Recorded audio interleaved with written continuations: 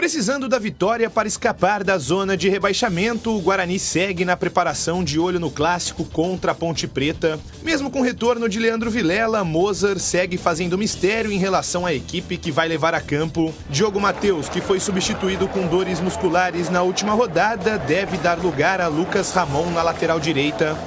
No meio-campo, Leandro Vilela, Madison, Rodrigo Andrade e Richard Rios disputam 2 vagas entre os volantes. Já no ataque, além de Gênison, o treinador também pode dar oportunidades a Bruno Miranda e Edson Carioca, recém-chegados ao Brinco de Ouro. E sem a torcida para apoiar o time durante o clássico no Majestoso, o Guarani confirmou o treino aberto nesta sexta-feira para os torcedores. As atividades começam às 11 horas da manhã e a entrada é gratuita. Fora das 4 linhas, o Bugre está próximo de anunciar a chegada do goleiro João Lopes. O jogador já está treinando com o elenco e aguarda apenas o resultado dos exames para assinar com o Guarani. Formado na base do Flamengo, João Lopes também tem passagens por Fluminense, Santa Clara de Portugal e Portuguesa do Rio de Janeiro, que foi seu último clube. Membros da diretoria, comissão técnica e jogadores se encontraram com integrantes da principal torcida organizada do Guarani na tarde de ontem. A reunião foi confirmada através das redes sociais da torcida e, de acordo com quem participou, teve assim um tom de apoio. Torcida Fúria Independente, portanto, nesta reunião aí com comissão técnica, diretoria e também jogadores. Ficou definido que vai ter um treino aberto nesta sexta-feira. O torcedor terá direito, portanto, de se despedir antes do derby do time do Guarani, já que não é possível comparecer torcida visitante no estádio Moisés Lucarelli, uma determinação do Ministério Público. E também a imprensa terá acesso.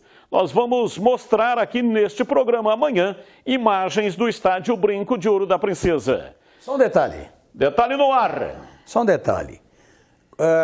Ponte e Guarani, o visitante não pode visitar. O Guarani e Ponte, o visitante não pode. Ponte e Corinthians, o visitante não pode. Guarani e Corinthians, Guarani e São Paulo, não pode. Clássico não pode. Agora, a torcida do Vasco pode.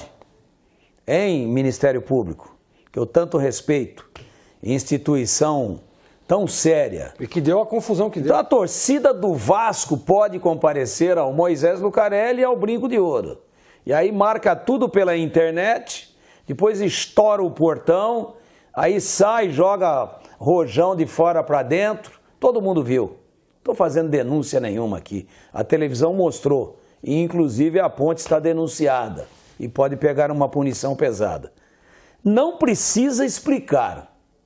Eu só queria entender que diferença tem da torcida do Flamengo, da torcida do Grêmio, da torcida do Internacional, da torcida do Vasco, para a torcida do Guarani, a torcida da Ponte, a torcida do Corinthians, do Palmeiras, do São Paulo e do Santos, que não podem comparecer aos estádios em Campinas e nem em São Paulo. A Ponte vai jogar lá, sua torcida não pode ir. O Guarani vai jogar no Allianz Arena, a torcida do Guarani não pode comparecer. Mas se for o Vasco lá, pode. Se for o Flamengo, pode. Pode? Se for o Fluminense, pode. Então, ou você restringe torcida única em grandes jogos para todo mundo, ou libera para todo mundo e assuma a incompetência de realizar e de promover grandes eventos. Assuma a incompetência e faça a torcida única para todo mundo. Ou então libera para todo mundo e faça um planejamento e faça com que a legislação possa ser cumprida e que não fique essa impunidade sem fim que incentiva os atos de violência. Eu queria entender que diferença tem de uma torcida de Campinas para uma torcida do Rio de Janeiro ou de Belo Horizonte, ou de Porto Alegre, ou de Curitiba. Me convençam, eu mudo de ideia. Eu sou uma metamorfose ambulante há muito tempo, mas venho com argumentos e não com evasivas. Aí vocês vão tentar me convencer. Ô Gleger, você que jogou durante 20 anos, esse contato da comissão técnica, também jogadores com a torcida, se significa alguma coisa, se ajuda, não ajuda, e o fato de abrir o treinamento pela primeira vez, hein? pandemia, 2 anos aí, né? Não podia nem comparecer nem nos jogos, quanto mais em treinamentos. Então o Guarani inova e abre o treinamento, o último treinamento para a torcida. O que significa isso? Não, esse bate-papo aí, normalmente véspera de um clássico, né? Quando eu jogava derby, principalmente, o pessoal da torcida vai lá, dá uma palavra de apoio. Eu acho isso interessante, importante, né? O jogador saber que o torcedor está do seu lado, vai estar lá incentivando, vai estar acreditando, né? O Guarani, que a gente sabe que está num momento delicado na competição, né? Vem de um bom resultado na última partida. Então, o torcedor deve ter ido lá para dar um apoio, realmente, falar, estamos com vocês, né? Vocês vão estar sozinhos lá no campo, lá, porque não pode a torcida adversária, mas nós vamos estar aqui, pensamento positivo. Acho isso importante, legal. Legal demais. Nessa do treino aberto, é um incentivo a mais, né, Batista? Um incentivo a mais. Para o jogador é legal isso. O cara já vai entrando no clima, já vai subindo a adrenalina. Eu gosto, quando jogador adorava isso. Casa cheia no treinamento, véspera de um clássico, puxa vida, é muito bom, até para o cara já saber da responsabilidade, até para ele já entender, os jogadores novos que estão chegando aí, opa, esse jogo realmente é diferente. Porque às vezes o cara não sabe, né? O derby é clássico lá, mas não sabe, né, a intensidade que é esse jogo. Então, acho legal demais essa atitude aí que foi dada pela diretoria, abrindo os portões para receber os torcedores amanhã no treinamento. Ô Tigrão, o Mozart é novato, é o primeiro derby dele, né? Está tendo contato agora com essa rivalidade histórica. No passado, treinadores sempre aprontavam, apareciam lá com alguma coisa diferente. Às vezes trocando números das camisas, que nem é possível hoje, porque o número é fixo. Ou escalando um jogador que estava lá, meio capenga, departamento médico, na última hora ele aparecia. Você acha que nesse derby o Mozart vai fazer alguma coisa, não estou dizendo assim radical, mas alguma coisa diferente daquilo que ele vem fazendo ou não? Eu acho. O que, por exemplo? Eu acho, até porque a situação do Guarani é bastante complicada. A da Ponte também é uma situação preocupante, não é? E a Ponte joga em casa, vai ter o apoio da torcida. Eu acho assim, ó, se o Moser, nada contra os jogadores, eles não vivem um bom momento, não vêm fazendo os gols e a torcida já hoje, nesse momento, já não tem mais muita paciência com Iago e Bruno José, né? O centroavante que o Guarani contratou, o Gênison, muito bom jogador. Aliás, a gente já sabia disso. E quando o Guarani estava anunciando, nós todos dissemos aqui, vem para fazer os gols. E já deu uma vitória importantíssima aí contra o Náutico, na última partida, fazendo um golaço. Então o Gênison, salvo um problema de última hora, está escalado. Agora vai colocar Bruno José de um lado e Iago de outro.